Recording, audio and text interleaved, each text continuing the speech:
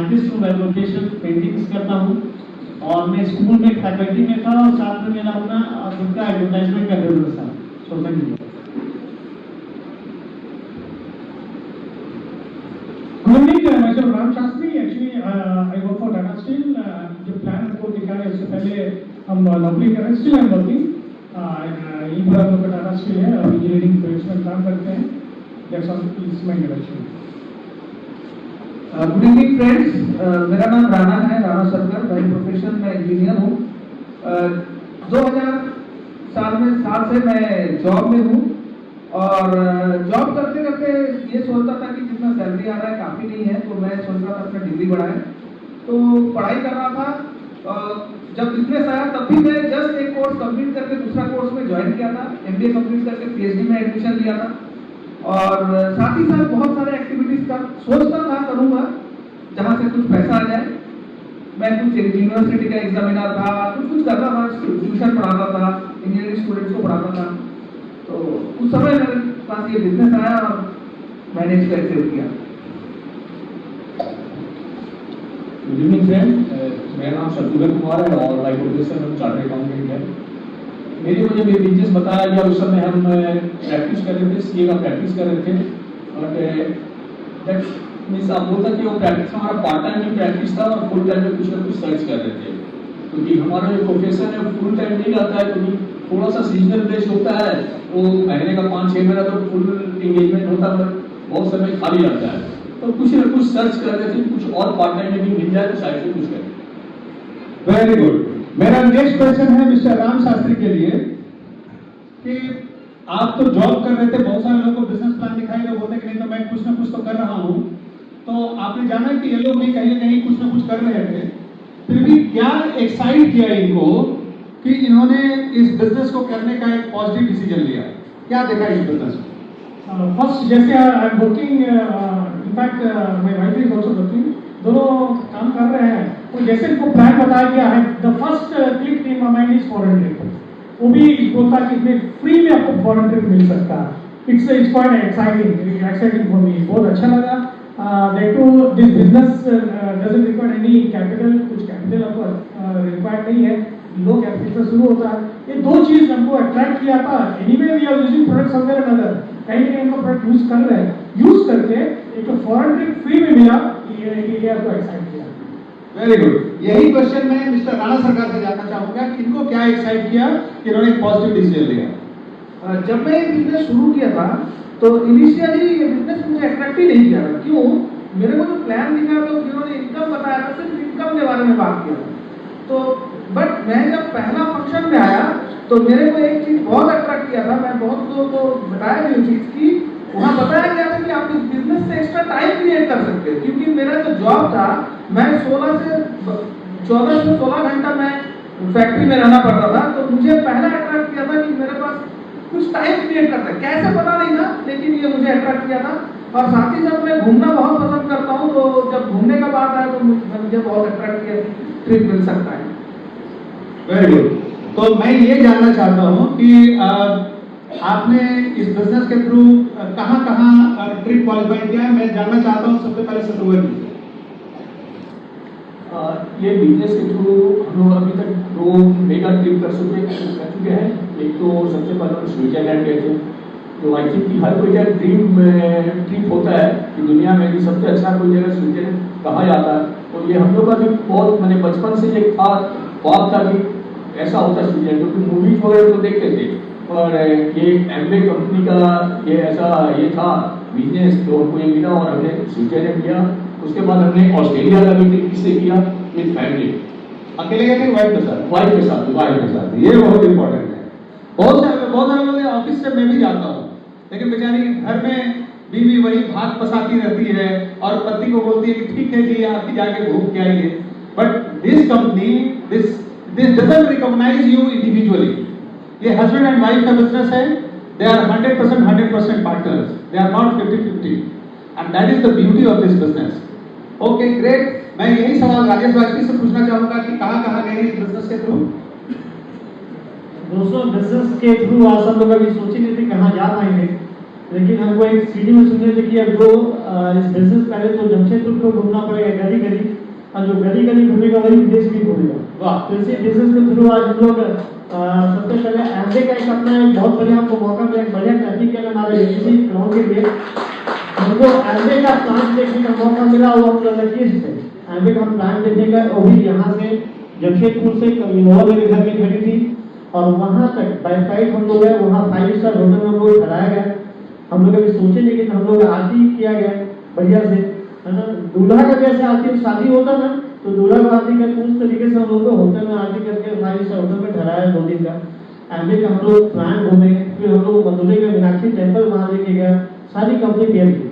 उसके बाद हम लोग यहाँ से बैंकॉक का टूर किए थे कंपनी के थ्रू, और फिर हम लोग इस्तांबुल का टूर किए थे, बेस्ट जो जगह है उसमें एंजॉय किए, और भी बिना पॉकेट में 1 रुपया लिए फ्री करेगा कंपनी ऊपर से खर्चा भी दी सामान वाले लेके आने के लिए, तो ये एंजॉय किए और ये सिर्फ इसी बिजनेस शुरू हो सकता है पति पत्नी दोनों। Thank you. अच्छा, मैं एक चीज जानना चाहूंगा, यहाँ पे बहुत सारे लोग चिंतित हो गए होंगे कि इस्तांबुल, तो आप हैं वाजपेयी ब्राह्मण, तो आप वेज है कि नॉन वेज है? शुद्ध शाकाहारी है। शुद्ध शाकाहारी है, तो वहाँ तो बहुत तकलीफ हुई होगी आपको खाने पीने में। नहीं, एक्चुअली हमारे मेंटर से तो पता चाहिए होगा। देखिए वहाँ पर हम लोग जब जाते हैं तो हमको टिक कराया जाता है कि आप क्या खाना पसंद करेंगे। तो हम लोग टिक किए थे, फर्स्ट टाइम हम लोग वेजिटेरियन में टिक किए थे, लेकिन जैन फूड और अच्छा था। फिर हम लोग जैन फूड में जाके वहाँ पर खाना स्टार्ट किए, और सेकंड टूर में हम लोग जैन फूड में टिक किए। वहाँ जैन फूड का इंतजाम था? हाँ, जैन फूड का इंतजाम रहता है, वाह। बिना लहसुन प्याज का खाना रखते हैं, आपको एंजॉय के साथ। Great great. यही चीज हम राम शास्त्री से पूछना चाहेंगे कि आप कहाँ गए हैं और आप वेज हैं कि नॉन वेज हैं, आपके लिए क्या क्या अरेंजमेंट है?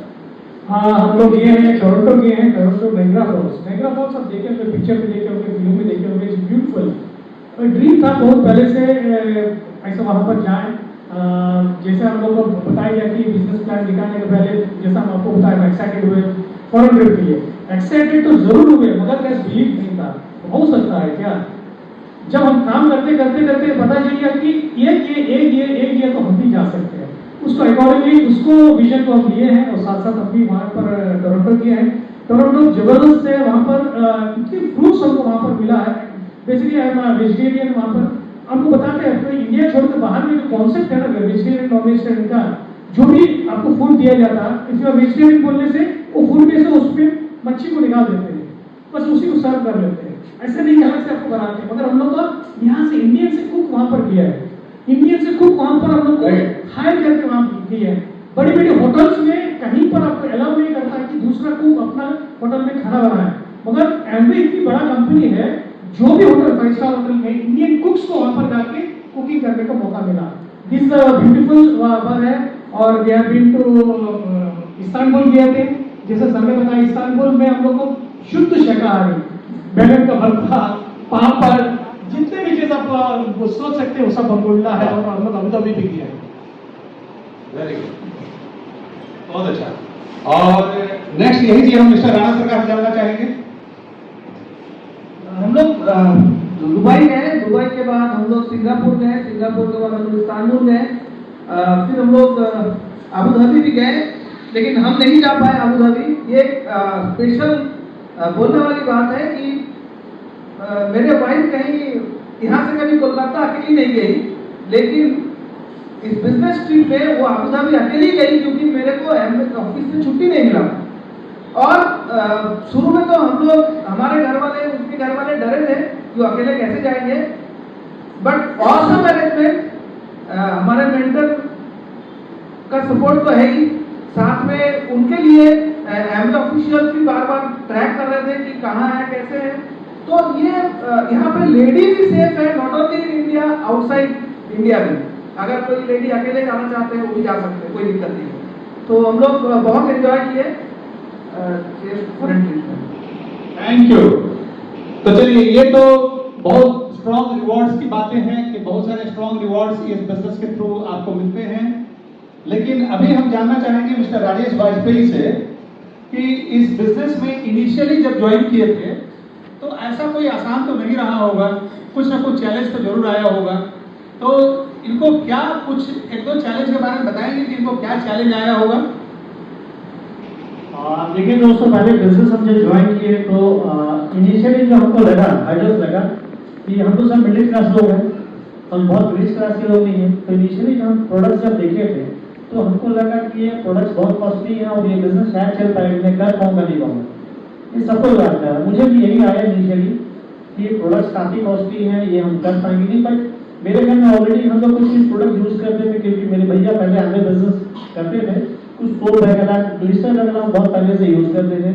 और जब मेरे घर में प्रोडक्ट्स आया तो मेरे अनीता, उसके भी भैया पहले करते थे, वो भी कुछ प्रोडक्ट्स यूज़ की भी थी।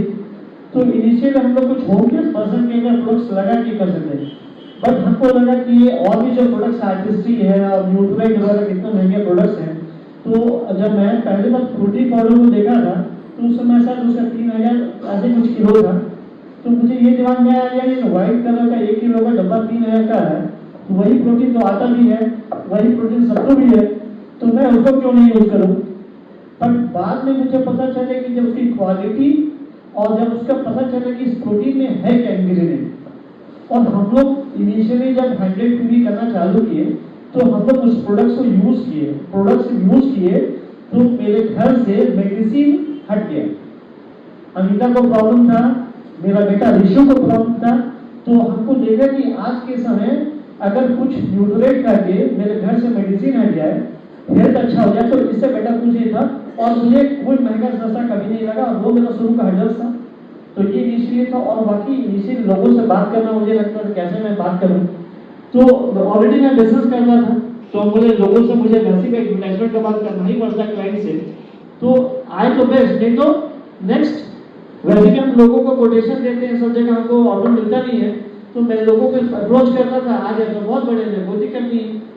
और मैं लोगों का डायरेक्टली घुस जाता था, कुछ लोग बना भी देते थे क्या आ गई यार ऐसा बोल, तो हम लोग ठीक है चाय पिला दो। तो इनिशियली कुछ हर्डल्स था, बट वो हर्डल्स हमको हर्डल्स नहीं लगा, क्योंकि हम देखे कि हमारे अपलाइन एक बढ़िया क्लैपिंग करके, क्योंकि सामने ही मेरे सामने मिरर था, जब देखिए कि हमारे अपलाइन का बैंक मैनेजर ही बिजनेस कर सकते हैं, दोनों बैंकर जो दोनों घर में जा सकते हैं, लोगों को ना सुन सकते हैं, तो मैं तो कुछ नहीं उनके सामने। तो वो हर्डल्स नहीं लगा, हम लोग अपने फोकस किए सॉल्यूशन पे, तो यही करके हमको हर्डल्स से प्रॉब्लम नहीं। Thank you sir. ओके, यही सवाल हम शत्रुघ्न जी से जानना चाहेंगे कि इन्होंने क्या इनिशियल चैलेंज फेस किया, उसको कैसे ओवरकम किया। इनिशियली क्या था कि हम चूंकि सेम प्रोफेशन में थे, मेरे साथ सबसे बड़ा ड्रॉबैक बोलिए या चैलेंज बोल सकते हैं कि मेरा सेल्फ मैनेजमेंट का सबसे बड़ा मेरा प्रॉब्लम था। हम अपने को मैनेज नहीं कर पाते थे, क्योंकि अपनी ऑफिस थी, तो कोई टाइम टेबल नहीं, यदि क्लाइंट बोल दिया सर 7:30 बजे ऑफिस आइए रहेंगे ना, हाँ एकदम आइए रहेंगे, हम 9 बजे तक भी बैठे थे। कभी कोई नहीं आया तो 2 बजे ही आ गए। तो मेरा कोई सिस्टम नहीं था अपने रूटीन में। इससे होता क्या था कि हम बिजनेस में के सिस्टम को एक्सेप्ट नहीं कर पाते थे। कभी मीटिंग में फ्री रहे तो आ गए, कभी नहीं, कोई क्लाइंट बोला कि आ रहे तो नहीं भी आते थे। तो एक दिक्कत ये होती थी। इसके चलते हुआ क्या कि हम बिजनेस को जब स्टार्टिंग में ज्वाइन किए तो हम अपने तरीके से करना चालू किए, क्योंकि सिस्टम में नहीं थे। कोशिश बहुत करते थे, मगर कोई ज्वाइनिंग नहीं होती थी, क्योंकि हमको नहीं मालूम था बिजनेस को क्या करते थे, नए लोगों के साथ डिस्कस करते थे। हमें पता नहीं था कि बिजनेस का प्लान को बताना है, हम बिजनेस डिस्कस क्या करते थे लोगों से जहाँ आता तो करते थे हमेशा। मैंने महीने में 25-30 लोगों को डिस्कस कर जाते थे, मैं कोई ज्वाइन नहीं करता था। ऐसा करते थे लगभग 1 साल हुआ। हमें बता कि मेरी पहली ज्वाइनिंग के 1 साल के बाद हुई थी। मैंने 12 महीने तक मेरी कोई ज्वाइनिंग हुई, फर्स्ट ज्वाइनिंग मेरी 1 साल के बाद हुई। अब बाद में हमको पता चला कि कहीं ना कहीं हमसे गलती हो रही है, क्योंकि हम सेल्फ मैनेज नहीं थे। हम सिस्टम जो बिजनेस का हमारा सिस्टम है उसको उसमें पूरी तरह से हम लाइन अप नहीं हो पाए थे और हम अपने हिसाब से कर रहे थे। ये हुआ। तीसरा प्रॉब्लम आता था प्रोडक्ट्स का। हमको तो प्रोडक्ट्स बहुत अच्छा लगता था, हम तो बहुत अच्छा यूज करते थे, और किसी को भी बताते थे तो लोग लेते नहीं थे, बोलते थे ठीक है लेंगे। और बाद में पता चलता था वो बहुत प्रेशर करेगा, सर आपका प्रोडक्ट बहुत महंगा है, वो मेरे घर में मेरी वाइफ नहीं यूज करती।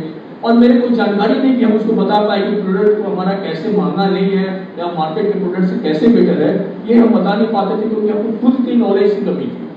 और जब हम सिस्टम में आए, इस अपने अपलाइन के संसर्ग में आए, हमारे जो फंक्शंस वगैरह में रेगुलर आने चालू किए, सीरीज में चालू किए, तब पता चला कि हमारा प्रोडक्ट्स कैसे सस्ता नहीं, लोगों को कैसे बताना है। ज्वाइनिंग करने के लिए हमको प्लान को शो करना है, प्लान को डिस्कस नहीं करना है। जब इस तरह से करने लगे तो लगा कि आस्ते आस्ते बिजनेस आसान होने चले। वाह, ग्रेट। तो इन्होंने कितना बड़ा बात बोला कि इतने बड़े चार्टर्ड अकाउंटेंट हैं शहर के और इनकी पहली ज्वाइनिंग हुई 1 साल के बाद। आप सोचिए अगर ये 1 साल अगर ये बिजनेस में टिकते नहीं तो उनकी वो पहली ज्वाइनिंग नहीं होती और ये स्विट्जरलैंड और ऑस्ट्रेलिया के फॉरेन ट्रिप पर नहीं जाते और इनका इतना बड़ा बिजनेस नहीं होता। So at certain point of time आपको पेशेंस रखनी पड़ती है, अपने आप पर फेथ रखना पड़ता है। तो सुने हैं ना कि कई बार हम लोग किनारे पे ही हाथ चलाना बंद कर देते, किनारे पे डूब जाते हैं। बीच समंदर में कोई नहीं डूबता है, किनारे पे आके डूब जाते हैं, आशा खो देते हैं। इन्होंने आशा नहीं खोया, इसलिए आज यहाँ पे। तो चलिए हम लोग एक और सवाल का जवाब हम लोग तलाश करेंगे, राणा सरकार जी से तलाश करेंगे कि सबसे पहला आदमी कोई आदमी ज्वाइन करता है, ये लोग के मन में आया होगा उस समय, आप लोगों के मन में जो नए लोग होंगे, यार ज्वाइन तो कर लिए लेकिन लोग कहाँ से आएंगे, सबसे बड़ा टेंशन ये है, यू नो, कि आदमी कहाँ से आएगा। तो ये लोग कहाँ से आएंगे, इसका सोल्यूशन आपने कैसे निकाला? शुरू में थोड़ा सा ये चैलेंज हुआ कि मैंने सोचा कि बहुत आसान है और जिसको भी बोलेंगे प्रोडक्ट ले लेंगे तो मेरा पीटी हो जाएगा, मेरा वॉल्यूम हो जाएगा। लेकिन मैंने देखा कि जो रिलेटिव्स लोग हैं वो कभी कुछ प्रोडक्ट नहीं लिए और उल्टा वो घर में मेरे पेरेंट्स को भड़काते थे कि नहीं ये प्रोडक्ट महंगा है, ये लेके आ रहा है। तो ये चैलेंज आया। लेकिन मैंने उसके बाद जब मीटिंग में आया, फंक्शन में आया, तो मेरे को एक फीलिंग हुआ नहीं यहाँ इतना लोग आ रहा है, मतलब ये लोग तो कहीं ना कहीं किसी ना किसी को मिला है। तो मैंने तब बिना सोचे समझे सबसे बात करना चालू किया और एक सर्टेन टाइम पे हमारे पास ऐसा हुआ था, हमारा बिजनेस ज्वाइन करने के 1 साल बाद 7 से 8 महीना हमारा एक भी ज्वाइनिंग नहीं निकाला और ठीक 5 बजे मेरे मेंटर का सर का फोन आता था कि आज तुम्हारा क्या प्लान है। तो मेरे पास कोई जवाब नहीं रहता था क्योंकि मेरा प्लान ही सेट नहीं होता था। तो सर का एक ही सेंटेंस था कि घर से बाहर निकलो। तो हम लोग शुरू किए, मैं और मीतू कभी विजय गार्डन के गेट में रुकते थे, कभी साक्षी बाजार में आके खड़े होते थे और सोचते थे ये सामने वाला को बोलूं क्या, लेकिन बोल नहीं पाते थे क्योंकि प्रैक्टिस नहीं हुआ। फिर ऐसे कर करके हम लोग अनजान लोगों से बात करने का प्रैक्टिस शुरू किया और बिलीव मी, मैं फिर से बोल रहा हूँ 8 महीना एक भी ज्वाइनिंग नहीं निकला, एक भी आदमी मेरे बिजनेस में नहीं आया। और उसके बाद जब हम लोग इस चीज को प्रैक्टिस किया तो हम लोग जहां भी लोगों को देखे उनसे कुछ सवाल पूछ के हंस के बात करना शुरू किए। कुछ सीरीज सुना जो मुझे बहुत हेल्प किया कि आप कोई शॉपिंग मॉल में पेमेंट काउंटर में जो लोग वेट कर रहे हैं उसके साथ बात करिए, उनके बच्चे के बारे में लोगों को आइडेंटिफाई करिए कहीं। तो हम लोग ये काम शुरू किया तो वहां से हम लोगों को स्केलेबल प्रॉस्पेक्टिंग होने लगा और बहुत सारे लोग जिनसे मैं बहुत पहले मिला था, जिनसे कोई कांटेक्ट नहीं था, जो कि मेरे घर में फ्रिज रिपेयर करने आया था, कभी मेरे घर में एसी का काम करने आया था, इन लोगों से भी हम लोग बात करना शुरू किया। ऐसे कुछ लोग मिला, उनसे कुछ रेफरेंसेस मिला। बट जब कोविड का टाइम आया उस समय हम लोगों ने सोचा कि नहीं, अब तो घर में बैठे हैं, तब हम लोग सोशल मीडिया से लोगों को बात करना शुरू किया, सोशल मीडिया से लोगों को कनेक्ट करना शुरू किया। वो हैबिट आज भी है, रोज रात में 20-25 लोगों को फ्रेंड रिक्वेस्ट भेज देना है और अगले दिन सुबह उसमें से जो एक्सेप्ट किया उनसे मैसेज में बात करना है, उसके बाद उनसे फोन नंबर एक्सचेंज करना है और उसके बाद उनसे मिलने का प्रयास करना है।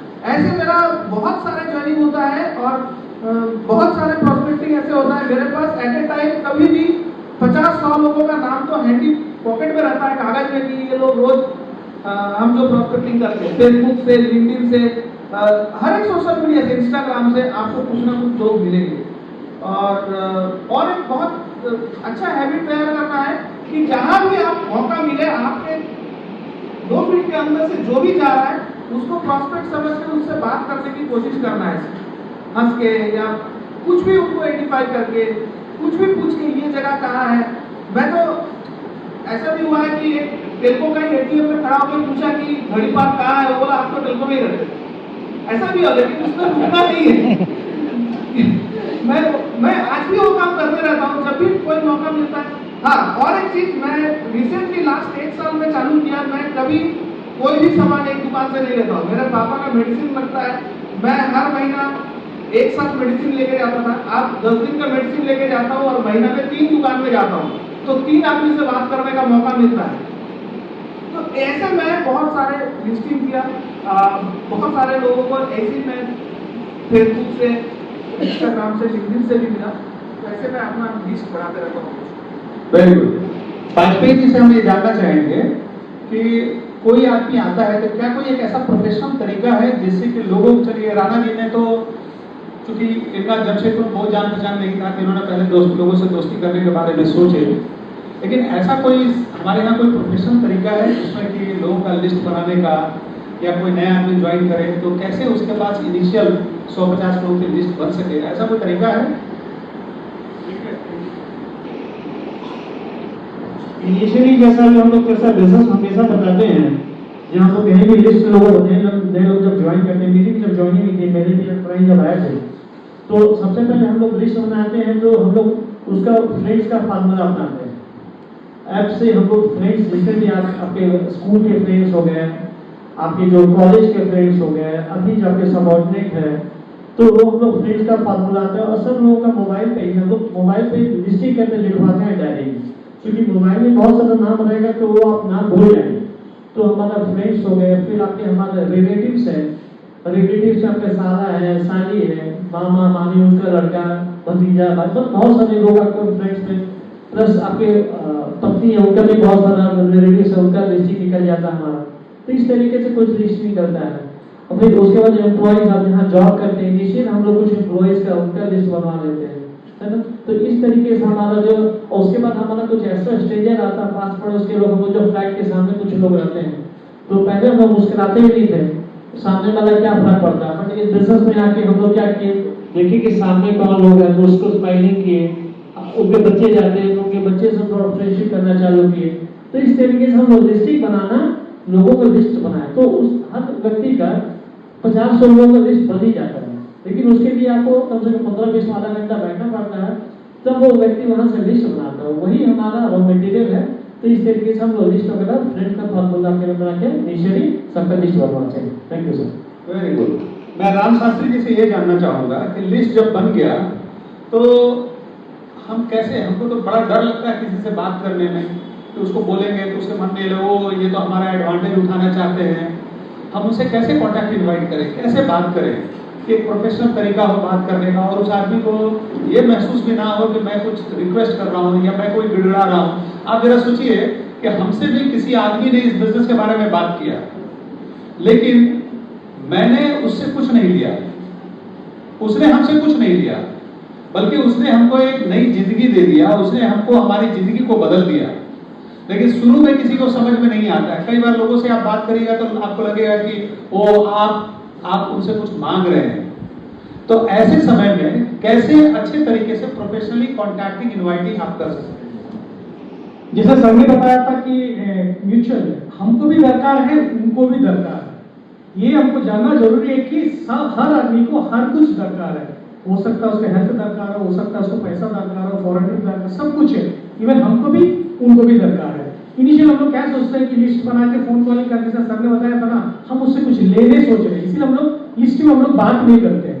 सिंपल क्या है कि हम प्रोफेशनली हम लोग ट्रेनिंग लिए हैं। ट्रेनिंग लेने का मतलब क्या है, अपलेन पहले हम लोग का साथ साथ जाते थे, अपलेन हम लोग को साथ साथ फोन करते थे, अपलेन का साथ हम लोग क्या की गाइडेंस में हम लोग काम किए हैं। हम क्या है, जैसा लिस्ट है हम बता रहे हैं, मेरा ज्वाइनिंग जो है जून 12 तारीख को हुआ था। फर्स्ट मंथ में 10 आदमी को प्लान लेके आया, 10 आदमी 100 के साथ ज्वाइन कर लिया। हम लोग थोड़ा सॉफ्ट है, सुंदर भी है, इसलिए ज्वाइन कर लिया। अगले महीना कोई आदमी हमको भगा देता था, ना हमको इनवाइट करता था, ना उसको इनविटेशन देता था। मगर हम क्या है कि मेरे पास जैसा रजिश ने बात किया था, we have plenty of list है, वो लिस्ट में हम लोग बैठ के उतार के हम लोग प्रोफेशनली वे में हम लोग बात किए हैं। मेरा नाम राम शास्त्री है, हम टाटा स्टील में जॉब कर रहे हैं, और कुछ एक्स्ट्रा इनकम कमाने में हम प्रोजेक्ट में काम कर रहे हैं। Do you want extra income, ये भी लोगों को अट्रैक्ट करता था। और उसके इन्विटेशन हम लोग लेते थे, अपॉइंटमेंट लेते थे, प्रॉपर अपॉइंटमेंट लेके उससे हम लोग बात करते थे। हम कभी भी ये सोच के नहीं बात करते थे कि उससे कुछ लेना, ये सोच के हम लोग बात करते थे कि उसको कुछ हम दे रहे हैं। Very good. देखिए इनका कहानी बिल्कुल अलग है। पहले महीने में 10 आदमी से बात किया, 10वीं ज्वाइन कर लिया, 100 पॉइंट से ज्वाइन कर लिया, क्योंकि इनके फेस वैल्यू पे ज्वाइन किया। और ठीक बोले ये, अब इतने सुंदर आदमी हमारे घर भी आते हैं, राम और शारदा, एक राम और एक सीता, तो हम भी यहाँ बोल देते चलो भाई ऐसा आदमी कुछ गड़बड़ काम नहीं कर रहा होगा, अच्छा ही काम कर रहा होगा। लेकिन उनको बिजनेस नहीं करना था, इसलिए वो 10 आदमी बैठ गए। क्योंकि और इन्होंने क्यों किया इस बिजनेस को? क्योंकि बिजनेस के पोटेंशियल को इन्होंने समझा और इस वजह से इस बिजनेस को आगे करने का डिसीजन लिया। तो ऐसे आदमी भी इस बिजनेस में टिके हैं। जैसे राणा जी के नीचे 8 महीना कोई ज्वाइनिंग नहीं निकली, शत्रुघ्न जी के नीचे 1 साल कोई ज्वाइनिंग नहीं निकली, लेकिन ये बिजनेस के पोटेंशियल के कारण टिक गए। तो आपके मन में अगर कोई डाउट आ रहा हो, अरे मेरा तो 2 महीने से मुझे, चिंता मत करिए, आप फॉरेन ट्रिप पक्का जाइएगा, है ना, थोड़ा विश्वास करके रहिए। जैसे इसीलिए मैंने प्रैक्टिकल एग्जांपल दिया है। और देखिए हमको तो मालूम नहीं था, अभी हम दोनों का कहानी सुन रहे हैं। ये पहले महीने 9% दिए हैं, नेक्स्ट मंथ 9 से फिर नीचे आ गए। देखिए ये हमको नहीं मालूम था, और शत्रुघ्न का भी नहीं मालूम था कि 1 साल तक कोई ज्वाइनिंग नहीं निकली थी, ये भी नहीं बताया थे कभी। लेकिन आज यहाँ सही रूप में ये बात कर रहे हैं, बता रहे हैं। चलिए नेक्स्ट क्वेश्चन हम लोग शत्रुघ्न जी से जानना चाहेंगे कि अच्छा ठीक है हम तो ज्वाइन कर लिए, लेकिन हमारी ग्रोथ कैसे होगी? और यहाँ पे एक शब्द आता है सिस्टम का, है ना, कि कैसे आदमी प्रेडिक्टेबल है। कैसे कोई आदमी ये बोल देता है कि आप आइए ना, आप इस बिजनेस में आप ग्रो कर जाइएगा, आप आगे बढ़ जाइएगा। किस बेसिस पे बोलते हैं? कैसे ऐसा बोल देते हैं लोग? क्यों ये प्रेडिक्टेबिलिटी है? ये मैं शत्रुघ्न जी से जानना चाहूंगा। एमबीए बिजनेस जो थोड़ा डिफरेंट टाइप का बिजनेस, जो मार्केट का हमारा ट्रेडिशनल बिजनेस और प्रोफेशन होता है उससे हट के है। क्योंकि यही एक ऐसा बिजनेस जिसमें हर तरह के लोग, हर सोसाइटी के लोग, हर एज के लोग, हर कास्ट एंड ब्रीड के लोग, हर एजुकेशन लेवल के लोग आते हैं और सक्सेसफुल भी होते हैं। उसका कारण क्या है? इसका कारण ये है कि यहाँ पे एक ऐसा इस्टेब्लिश सिस्टम है जो हर लोगों को एक ही सांचे में डालता है और उस सांचे में से गुजरने के बाद हर लोग एक ही प्रोडक्ट बन के निकलते हैं जो कि डायमंड है। तो इस सिस्टम का यही खासियत है इस बिजनेस में। दूसरी चीज कि ये सिस्टम जो हमारा है वो already trusted and tested, world wide trusted and tested system है। आज से नहीं, पिछले 65-66 सालों का सिस्टम है। और ये सिस्टम क्या है? इस सिस्टम भाई कुछ नहीं है, सिर्फ जो लोग इसमें सक्सेसफुल हो चुके हैं ऑलरेडी इस विधि के द्वारा, इस तरीके से, वही लोग आपको, हमको, सारे लोगों को सिखाते हैं कि आप इस बिजनेस में इस तरह से चलिए, कैसे चल के आप आगे सफल हो सकते हैं, हमको क्या करना चाहिए, नहीं करना चाहिए। अब बहुत लोग सब दिमाग में क्वेश्चन है, सिस्टम का मतलब क्या? सिस्टम है, सिस्टम कुछ नहीं है। सिर्फ सिस्टम क्या है? सबसे पहला सिस्टम हमारे अपलाइन है, जो हमको इस बिजनेस में गाइड कर रहे हैं, जो हमारा मेंटर है, जो हमको आपको रास्ता दिखा रहे हैं, वो सबसे पहला सिस्टम है। दूसरा सिस्टम हमारा क्या है? ये जहां हम लोग बैठे हुए, ये हमारा मीटिंग फंक्शंस है। यहीं से सारे लोग सीखते हैं, अपलाइन से सारे लोग सीखते हैं। और थोड़ा बहुत जो बचा कुचा होता है वो हमारा सीडी सबसे इंपॉर्टेंट है। यदि जो सीडी हर डेली हम सुनते हैं 20-25 मिनट, आधे घंटे, तो ये 3 चीजें, सिस्टम और कुछ है। बहुत लोग कभी कभी हमको मिला सिस्टम क्या कोई बहुत बड़ा मशीनरी है या कोई सुपर साइंस है क्या? ये सिस्टम, नाम सिस्टम सुनने में थोड़ा अजीब लगता है, और जब आप इसको नीचे लेवल पे आप देखिए, सिस्टम क्या? अपलाइन है। अपलाइन तो ठीक है, हमें तो ज्वाइन कराया, तो मेरा फ्रेंड है, ठीक है, तो मेरा जान पहचान है, क्या इससे ये है? तो जब आप इस लेवल पे आके सोचेंगे तो आपको लगेगा कुछ नहीं, हमको सिर्फ उसको अपनाना है, फॉलो करना है। और उसमें भी खास नहीं है, हमारे बिजनेस में हमारा जो ओन एक्सपीरियंस हमने आज तक यही सीखा कि हर कोई बिजनेस में हो सकता है कभी समय के हिसाब से, कभी थोड़ा टाइट समय आता है, कभी हमारा एंगेजमेंट थोड़ा कुछ अलग रहता है, कभी प्रायोरिटी हो सकता है, कुछ पर्सनल के चलते, कुछ हेल्थ चैलेंज के चलते थोड़ा बहुत अप डाउन हो सकता है, कभी हफ्ता दिन, कभी 10 दिन 2 दिन होता है। मगर सिस्टम को यदि आप पकड़े रहिएगा तो ये बिजनेस कभी भी आपको नहीं छोड़ेगा और आप इस बिजनेस को नहीं छोड़िएगा और सफलता इस बिजनेस में मिलेगा नहीं। और एक चीज है कि सिस्टम में यदि कोई, बहुत बार हमको भी लगता है कि एक चीज नहीं करेंगे तो क्या होगा, एक काम नहीं करेंगे तो क्या होगा, और जैसे ही हम सिस्टम की तरफ फिर मुड़ के देखते हैं तो लगता है कि नहीं, ये काम जरूर ये करना चाहिए। कभी हो सकता है कि आज तो कुछ मीटिंग है, ये कुछ पर्सनल एंगेजमेंट है, कहीं फंक्शन है, कहीं शादी है, आज की मीटिंग मिस कर देते हैं।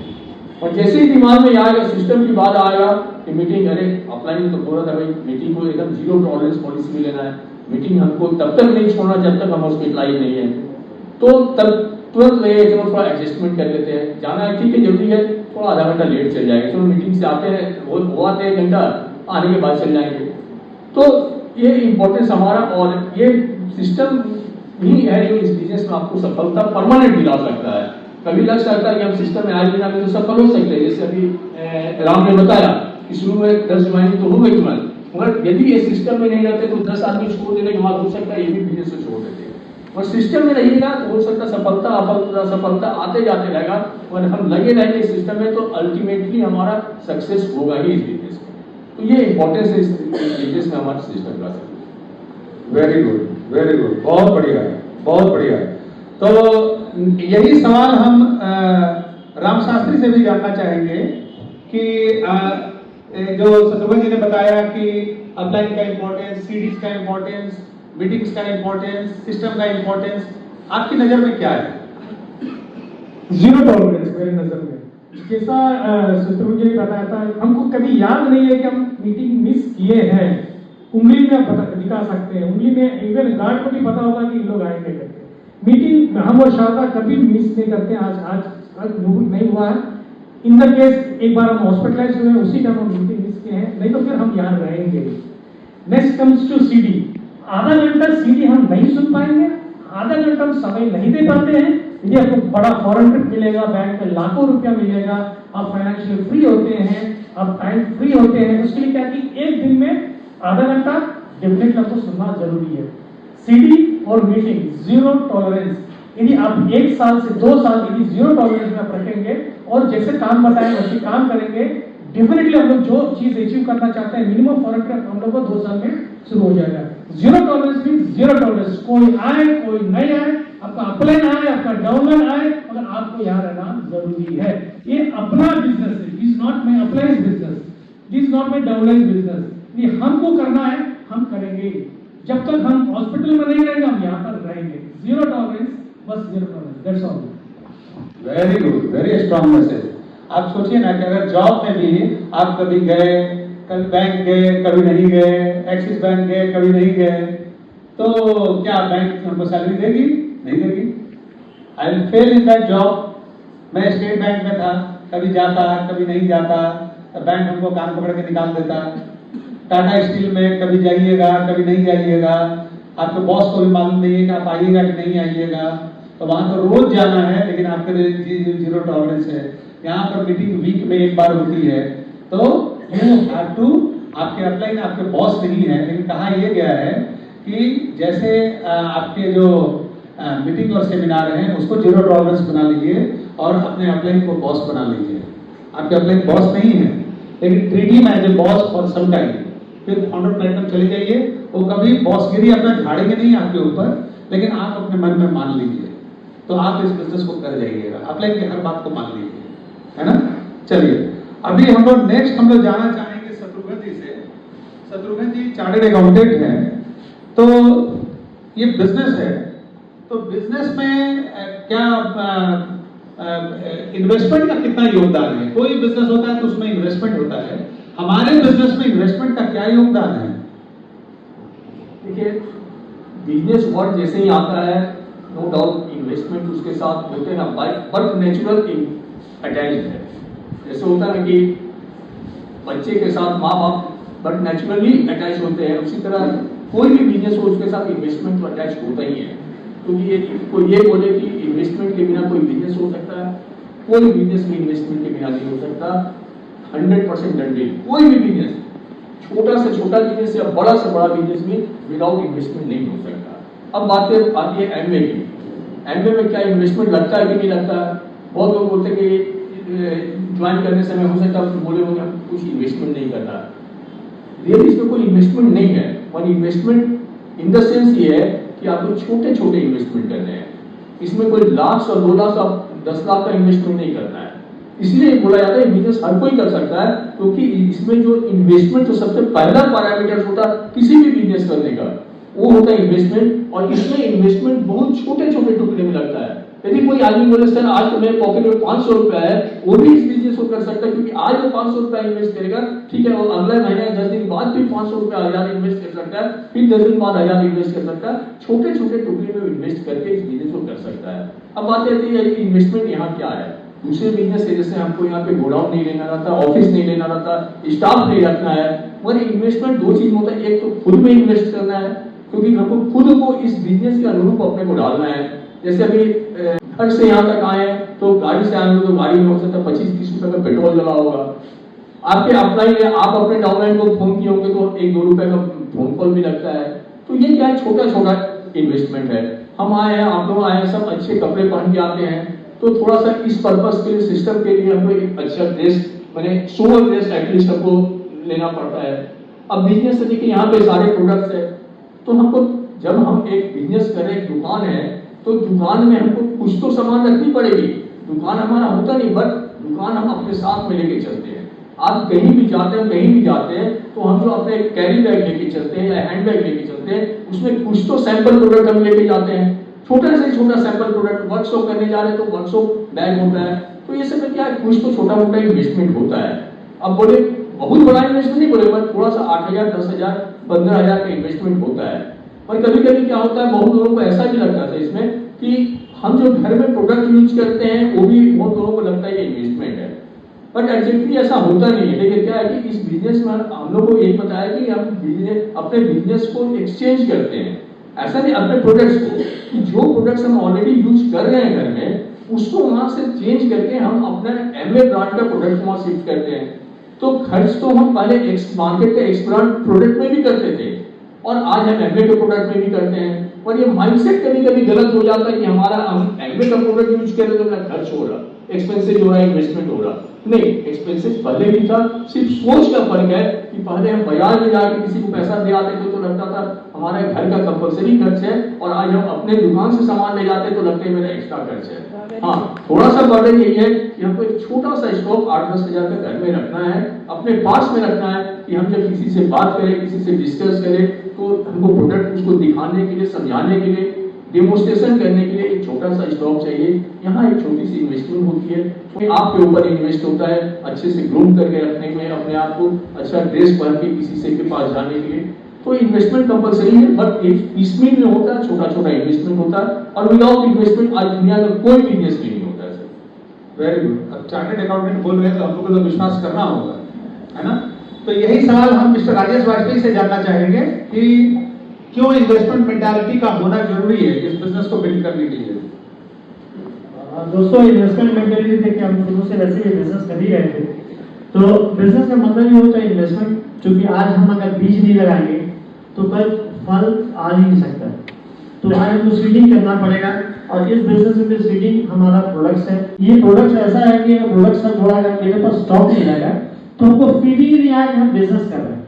अगर हम एक साबुन ले लेंगे, एक शैम्पू ले लेंगे, तो हम घर पे यूज कर लेंगे। अगर 2 साबुन रहा, 2 शैम्पू मेरे घर में रहा, 2-4 पैकेट मेरे घर में कुछ एक्स्ट्रा प्रोडक्ट रहेगा, तो प्रोडक्ट हमको जब मैजिक कॉलम में दिखता है, सबसे पहले तो मेरे घर में मैजिक कॉलम की इन्वेस्टमेंट होता है। हम हमारे घर में हमारा प्राइम बोले एक छोटा कपिंग हमारे प्राइम में हो रही, क्योंकि हम लोग का इक्विटी हमारे पास हमारे अप्लाइन थे। हम लोग जब शोरूम गए तो मैजिक को बताया गया भाई मैजिक कॉलर बना लो। हम बोले मैजिक कॉलर क्यों बनाना है, तो मैजिक क्रिएट करता है ना। तो हम लोग मैजिक कॉलर बनाए, तो मैजिक कॉलर में कुछ प्रोडक्ट सजा के रखे, तो हम जब घर में घुसते थे तो प्रोडक्ट हमको दिखता था, और कुछ लोग आते तो वो भी प्रोडक्ट देखते थे। तो वहां से कुछ इन्वेस्टमेंट हुआ, वो हमारा इन्वेस्टमेंट ही हमको बिजनेस किया। तो शुरू में आपको इन्वेस्टमेंट करना ही करना है, कुछ होम केयर के प्रोडक्ट्स, कुछ पर्सनल केयर, कुछ न्यूट्रिक, तो इस तरह कुछ प्रोडक्ट्स हमारे पास रहना चाहिए। दूसरा, हम जब बैग लेके निकलते हैं, आज भी मेरे बैग में हमेशा प्रोडक्ट्स रहता है, क्योंकि हम किसी से जब बताते हैं तो हम सिर्फ प्लान दिखा देंगे या प्रोजेक्ट दिखा देंगे, कुछ प्रोडक्ट्स नहीं दिखाएंगे तो बिजनेस हो ही नहीं सकता, वो स्कीम बन के रह जाएगा। तो हमारे पास इन्वेस्टमेंट कुछ बैग में प्रोडक्ट्स रहना चाहिए, वो हमारा मैजिक क्रिएट करता है। तो इस तरीके से बिना इन्वेस्टमेंट का बिजनेस है नहीं। ये बिजनेस में लो इन्वेस्टमेंट है। हमारे बिजनेस में होता है इन्वेस्टमेंट हमको ज्यादा करना पड़ता था, दूसरा समय लगाना पड़ता था, और कब वो पैसा आएगा उसका बोलना मुश्किल है, क्योंकि हमारा इन्वेस्टमेंट है, काम करिए बाद में पैसा आएगा। तो ये बिजनेस में इन्वेस्टमेंट है, लेकिन लो इन्वेस्टमेंट है। आप अपने पॉकेट साइज से बिजनेस को कर सकते हैं, आप जो इन्वेस्टमेंट करना चाहें। ठीक है, so thank you sir. Okay, next हम लोग मिस्टर राणा सरकार से जानना चाहेंगे।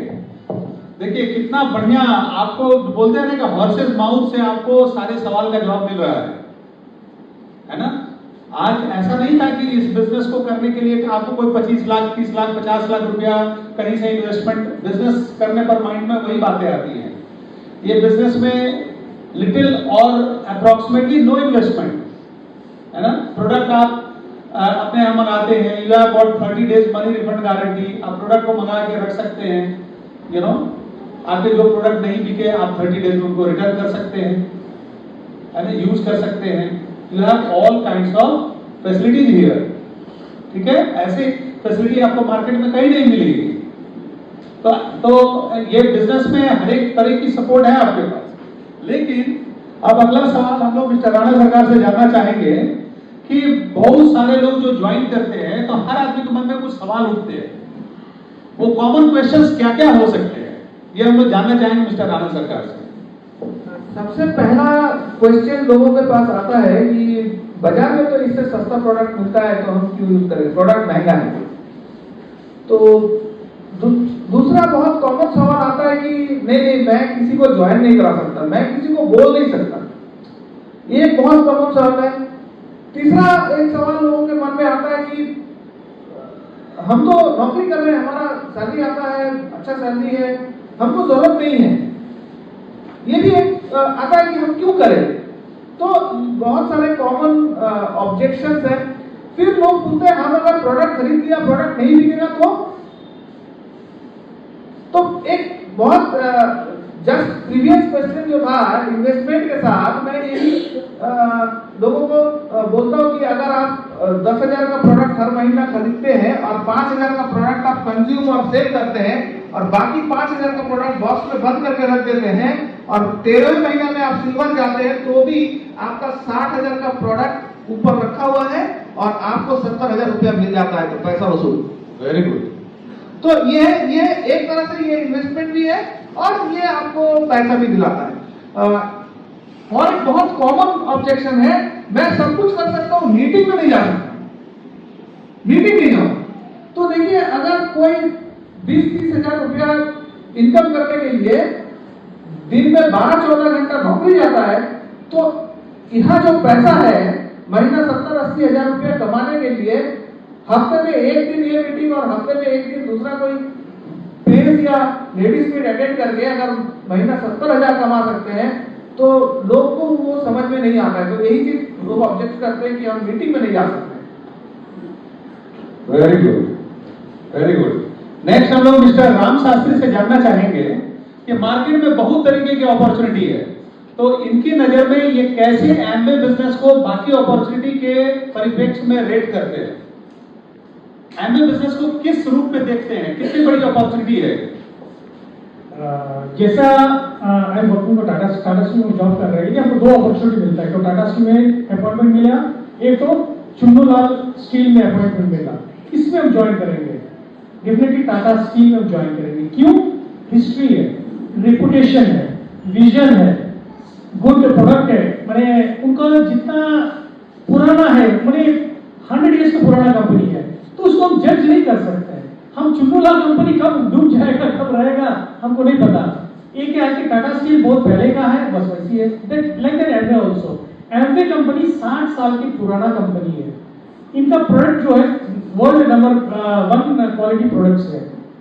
न्यूट्रलाइट हेल्थ को इट्स 83 इयर्स का पहले कंपनी है, या एमवे से पहले की कंपनी है, 83 इयर्स का न्यूट्रलाइट का।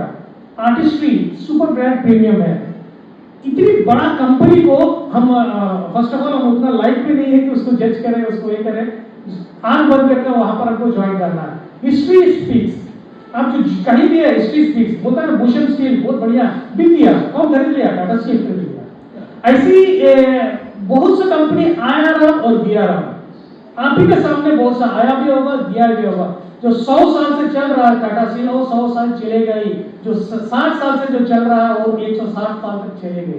इसमें नो क्वेश्चन ऑफ डाउट, कम इसमें thank you sir. Very good answer. ये तो हम बोलते ही हैं कि आज अगर कोई आदमी, जब हम प्लान दिखाते हैं और जब मैं उसको बताता हूँ ये एमवे का प्लान है, हो एमवे का प्लान है, हम लोग आप जानते हैं एमवे जानते हैं, हम लोग अच्छा किया बता दिए। तो अदरवाइज अगर कोई आदमी ऐसा बोलता है कि एमवे को नहीं जानता है तो उसका नाम से हमको पद्म विभूषण बनाना पड़ेगा, है ना? क्योंकि कोई आदमी आपको बोल दे कि टाटा स्टील को नहीं जानता है, कोई आदमी आपको बोल दे कि स्टेट बैंक ऑफ इंडिया को नहीं जानता है, ये तो वैसे ही हाउसहोल्ड नेम है यहाँ पे। और कोई नहीं जाना तो उसको निश्चित रूप से माल्यार्पण करना चाहिए। कहाँ छुपे हुए थे प्रभु? क्या में नहीं जानते थे, लेकिन उस रूप में नहीं जानते थे जिस रूप में जानना चाहिए, है ना? हम तो लोगों से बोलते हैं कि क्या आपको मालूम है कि एम्बे वर्ल्ड की 109 मार्केट में है? क्या आपको मालूम है कि एम्बे का 65 साल का इतिहास है? क्या आपको मालूम है कि एम्बे का 70,000 करोड़ से ज्यादा का टर्नओवर है? क्या आपको ये मालूम है कि 7 बार यूएनओ का एनवायरमेंटल अवार्ड एम्बे को मिला है? क्या आपको मालूम है कि न्यूट्रलाइट वर्ल्ड की नंबर 1 कंपनी है, 80 साल पुरानी कंपनी है?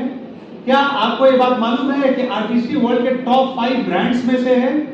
क्या आपको मालूम है कि even Nobel prize nominated doctors भी एम्बे बिजनेस करते हैं? क्या आपको मालूम है कि नासा के साइंटिस्ट भी एम्बे बिजनेस करते हैं? जब इतनी इंफॉर्मेशन आप उसको देंगे तो उसके पास ये सवाल नहीं होगा कि तो ये एम्बे है, वो जान जाएगा कि एम्बे क्या है। कई बार कभी आपको कृष्ण का रूप दिखाना पड़ता है कि चला था दुर्योधन हमें बांधने, क्या बांध सकेगा तू हमें? तो एम्बे को जानना इतना आसान नहीं है। एम्बे को जानने के लिए एम्बे को 4-5 साल पहले करिएगा, तब 5% जानिएगा। ठीक है, चलिए अब हम लोग आगे बढ़ते हैं। Our next question is from Rajesh Vajpayee, और ये सबके लिए होगा। जल्दी जल्दी एक लाइन में बताएंगे कि एम्बे अपना 70 साल पूरा करने वाला है 2029 में, तो आपने अपने लिए क्या गोल सेट करके रखा हुआ है? दोस्तों 870 में डेफिनेटली हमारा गोल है डायमंड प्लस का, और हम डायमंड प्लस जा रहे हैं। धन्यवाद। वाओ, एक जबरदस्त प्लान। नेक्स्ट यही सवाल हम मिस्टर राम शास्त्री से जानना चाहेंगे। हम लोग 2 साल में डायमंड जा रहे हैं, ये 70 में डायमंड से भी अबव रहेंगे। वाह यार, he has got more. Very good. हम लोग नेक्स्ट 2 इयर्स में डायमंड जा रहे हैं, और हमारे टीम में बहुत सारे एमराल्ड डायमंड्स आएंगे, और 870 में हम लोग डायमंड प्लस रहेंगे। Very good. मिनिमम डायमंड और अभी 6 साल बाकी है। हमको लगता है इस हॉल में हर कोई चाहे तो हर कोई भी डायमंड पूरा हॉल डायमंड जा सकता है, और ये हमारे एडीसी के ब्लेसिंग्स और गाइडेंस में होगा। Wow, so we have a great opportunity. एम्बे 2029 में ऑलरेडी प्लान शुरू कर दिए है। हम लोग लास्ट A60 में हम लोग गए थे, तो अमेरिका में हम लोग गए थे उसको अटेंड करने के लिए लास वेगास में, और आप जानते हैं लेडी गागा हम लोगों के लिए परफॉर्म करने के लिए आई थी, और लेडी गागा को परफॉर्म करने के लिए 5 साल पहले से उसका डेट ले लिया गया था। जब हमने एक आदमी को बताया ना, तो बोला कि यार ये तो अच्छा बिजनेस मिल गया। क्या बिजनेस मिल गया? बोला कि हम भी लेडी गागा बन जाएंगे। ठीक है, चलिए, तो अब इन्हीं में जानना चाहेंगे, शत्रुघ्न जी से ही जानना चाहेंगे कि हमारा नेक्स्ट फिस्कल स्टार्ट हो रहा है सितंबर 2023 से। तो आप क्या सोचते हैं कि लोगों को क्या करना चाहिए सितंबर के लिए? अभी से 3 महीना बचा हुआ, अभी 3 महीना कंप्लीट बचा हुआ नेक्स्ट फिस्कल ईयर स्टार्ट होने में, और इस 3 महीना में maximum to maximum numbers of front lines open करना चाहिए, नए लेग्स डालने चाहिए, और जितना हो सके नए छोटे नए टीम है 6%, 9%, एटलीस्ट 9% तक लेवल तक कम से कम 3 नए लेग को आदमी ग्रो कर लेना चाहिए, ताकि नेक्स्ट जो फिस्कल होगा उसमें अपने नए टीम को लोग अचीव कर पाए। चलिए नेक्स्ट पढ़ाते रहिए। अभी नेक्स्ट 3 मंथ्स हम लोगों को बहुत सारे नए लोगों से मिलना चाहिए, और जो लोग हेल्थ के थ्रू आना चाह रहे हैं, प्रोडक्ट सॉल्यूशन के थ्रू आना चाहिए, उनको अपॉर्चुनिटी दिखाना चाहिए बाद में, और जो अपॉर्चुनिटी के थ्रू आ रहे हैं उनको धीरे धीरे हेल्थ में लाना चाहिए, क्योंकि ये हेल्थ सेक्टर अब बूमिंग है, और यहीं से हमारा बिजनेस ग्रोथ होगा। Next, number of plans and number of joinings and group को बढ़ाना है, और स्ट्रक्चर को ठीक करना है। जैसे हम लोग 6 लाख से हम लोग को स्ट्रक्चर डेवलप अभी से लेके काम करेंगे, तो 3 महीने के अंदर 6 लाख का हम लोग स्ट्रक्चर बना के रहेंगे। I am changing my pin, और मेरे ग्रुप में बहुत लोग पिन चेंज करेंगे। हम लोग बहुत मेहनत करेंगे। एक दिन में हम लोग पार्ट टाइम में जो कर रहे हैं, मगर वो पार्ट टाइम में फुल टाइम करेंगे, पार्ट टाइम में पार्ट टाइम नहीं करेंगे। यदि 2 घंटे देंगे तो 2 घंटा 100% देंगे, 4 घंटा देंगे तो 4 घंटा 100% देंगे। We are working and we will build a big business in the coming fiscal year. Very good. Rajesh, 203 महीना में 300 प्लान दिखा लीजिए। 300 प्लान दिखाइएगा तो आपका जबरदस्त वर्किंग डे जबरदस्त खुल जाएगा और हमको वही करना है, चूंकि कमिटमेंट लिया सर से कम से 100 प्लान का हमको कंप्लीट करना है, क्योंकि 3 महीना भी सीडिंग पीरियड है। जैसे किसान बीज बोता है तभी जाके फसल काटता है, तो नेक्स्ट फिजिकल ईयर में हमारा अगर हमको बड़ा पिन अचीव करना है, पीक को अचीव करना है, हम लोग को स्ट्रक्चर ठीक करना है और नया पीक या रिक्वालिफाई भी हमको करना है, तो उसके लिए भी हमको 3 महीने लगातार हमको मेहनत करना पड़ेगा। क्योंकि हम अगर मेहनत करेंगे तब जाके हमारे फ्रेंचाइज खोलेंगे, कुछ नई ज्वाइनिंग चाहिए और 3 महीने में हम लोग उनको नेक्स्ट फिजिकल में बड़ा बिजनेस के लिए हम लोग एक नया स्टार्टअप कर सकते हैं। Thank you sir. Very good. Next हम राम शास्त्री से जानना चाहेंगे कि पैंडेमिक ने हम लोग के लाइफ को कैसे चेंज किया पिछले 2 से 3 सालों में। पैंडेमिक में सभी जानते हैं कि हर एक बिजनेस डाउन हो चुका है। सबसे पहले हम लोग सोचते हैं कि होटल का बिजनेस नंबर 1 में चलता है, होटल बिजनेस 0 हो चुका है, ईच एंड एवरी बिजनेस 0 हो चुका है। मगर पैंडेमिक में Amway neutralise door to door supply किया, कोई भी सिचुएशन में, कोई भी दिन में, कभी भी एक दिन भी बंद नहीं हुआ। लोगों को न्यूट्रिशन सप्लाई किए थे, माने सबको पता चल गया कि इम्यून सिस्टम क्या है, इम्यून सिस्टम कितनी स्ट्रांग है। हम लोग का बिजनेस जो है कम से कम 10 गुना ज्यादा हो गया पैंडेमिक में। पैंडेमिक में हम लोग जब छुटकारा हुआ कि हम लोग जाके दे सकते हैं, न्यूट्रिशन को हम लोग घर घर जाके हम लोग दिए हैं। एक कोविड पेशेंट को भी दिए हैं। क्यों? हमको कभी कोविड नहीं हुआ। क्यों नहीं हुआ? हम लोग हर तंदुरुस्त थे, हम लोग न्यूट्रिशन लेते थे, हम लोग कंपनी 24 आवर्स काम करती थी। बहुत सा कंपनी बंद हो चुकी है, मगर एमवे न्यूट्रलाइट कंपनी जो तमिलनाडु में है 24 घंटा काम कर रही है, हम लोग न्यूट्रिशन का मैन्युफैक्चरिंग करते हुए और डिलीवरी करते हुए। Very good, very good. Rana सरकार से हम जानना चाहेंगे कि हम लोग के बिजनेस में कोविड के बाद क्या चेंजेस आया। कोविड के बाद हम लोग को बिजनेस में सबसे बड़ा चेंज आया कि लोगों को आज न्यूट्रिशन के लिए समझाना नहीं पड़ा। ज्यादा से ज्यादा लोग विटामिन के बारे में जान गए। जो लोग 2016 से हम लोगों के साथ जुड़े हुए हैं, कभी न्यूट्रीलाइट नहीं लिया, आज फिर से दोबारा 100 पीवी 200 पीवी के साथ ज्वाइनिंग कर रहे हैं। तो हम लोगों को खाली लोगों को अप्रोच करना है। आज लोगों को जरूरत है। आज टाटा जैसा कंपनी भी सप्लीमेंट निकाल रहा है। इसका मतलब सोचिए, तो हमारा क्रेडेंशियल बहुत पुराना है, हमारा न्यूट्रीलाइट टाटा से पुराना है, तो हम लोग क्यों नहीं इसको लोगों के पास ले जाते हैं और लोगों को बताते हैं। तो कोविड के बाद 2 चीज सबसे जबरदस्त हुआ कि लोगों के में अवेयरनेस बढ़ गया सप्लीमेंटेशन डाइट्स के बारे में, और दूसरा चीज हो गया हमारा एक्सेप्टेबिलिटी बढ़ गया।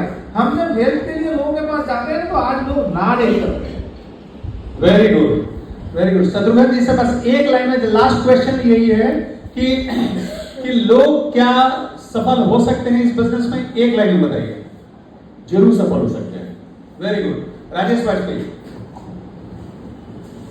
लगातार काम करते हैं, अपने के एसोसिएशन में तो सफल हो जाए। Very good. राम शास्त्री। 100%। यदि आप अकेला है तो नहीं है, हम यदि साथ में है तो कर सकते हैं। इस मीटिंग जो आपका सफल बना देगा, ये आपका सिस्टम सफल बना देगा, आपका सीडी सफल बना देगा। Very good. राणा सरकार। सिस्टम्स और अपलाइन को फॉलो करते जाएंगे ना, तो बाकी सब चीजें अपने आप होते रहेगा और बिजनेस में सफल होना 100% गारंटी है। Very good.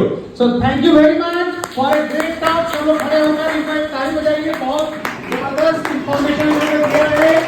So thank you very much. Okay, thank you. So, take the things forward.